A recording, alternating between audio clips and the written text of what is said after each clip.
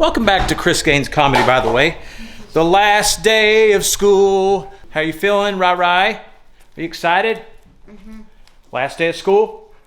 This is your chance to tell all your girlfriends anything you want to say to them. Are you excited about the last day of school? No, I'm sad.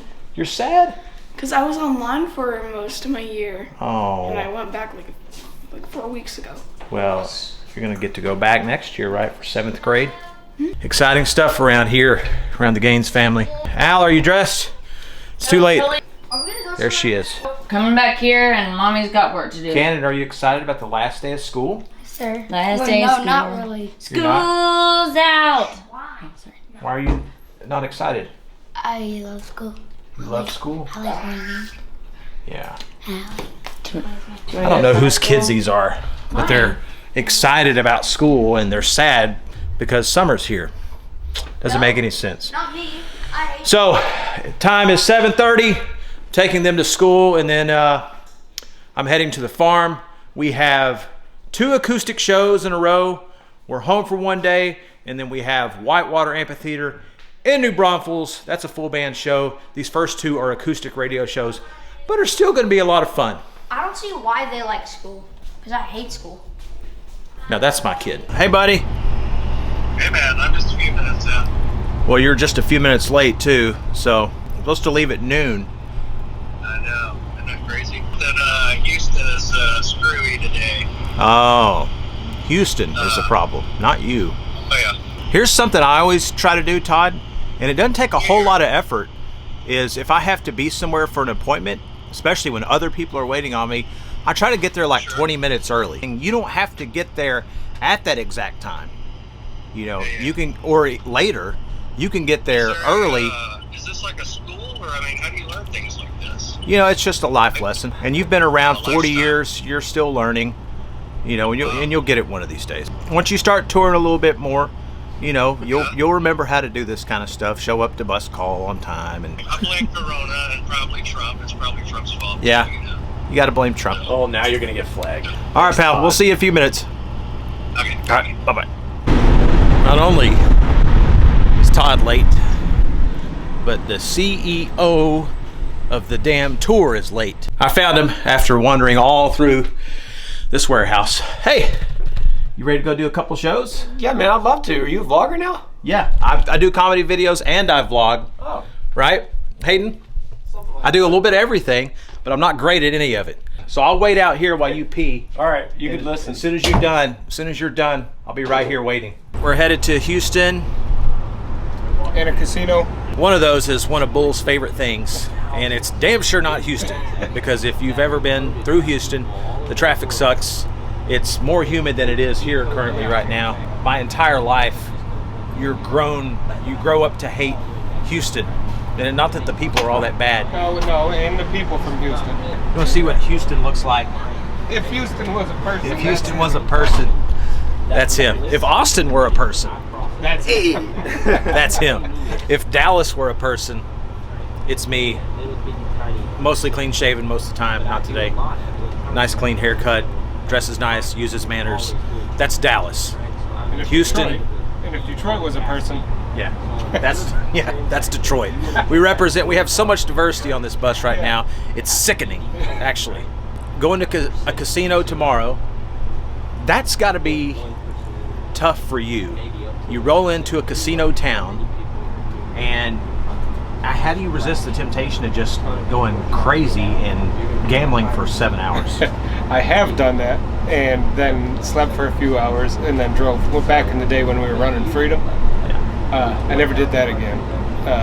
That was that like ferry boat thing we were playing on. So I really don't resist the temptation. I do keep on my sleep schedule though. That's why I called you earlier this week and asked if we could get there sooner. Yeah. Instead of waiting to leave Houston at 3 a.m., we're going to leave at like 11. We'll get to the casino sooner to give me a little time to have fun. Nothing wrong with that. I love it. As much as I want to hang around downtown Houston until 3 o'clock in the morning, I'd much rather go straight to a casino. So we are here. We are at Carbach Brewery in Houston, Texas. We're going to do a nice little hour-long acoustic show for the radio station. It's nice and intimate. Gonna have like 200, 250 people here. It's gonna be a good time. Let's go check this place out.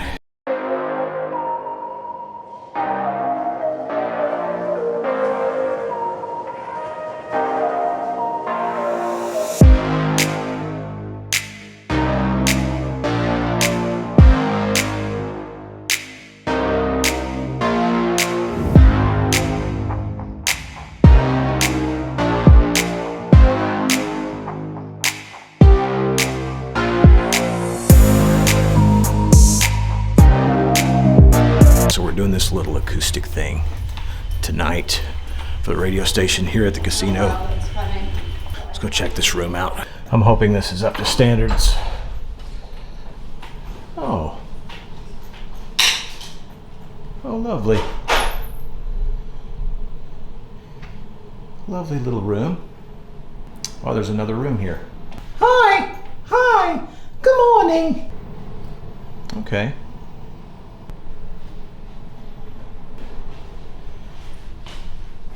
Look at that tub. I'll be here majority of the time this afternoon. Let's see what this view looks like. This is okay. You know, usually my accommodations, I hope for a little more. I guess this place will do. You know, I can hopefully get some work done in this room.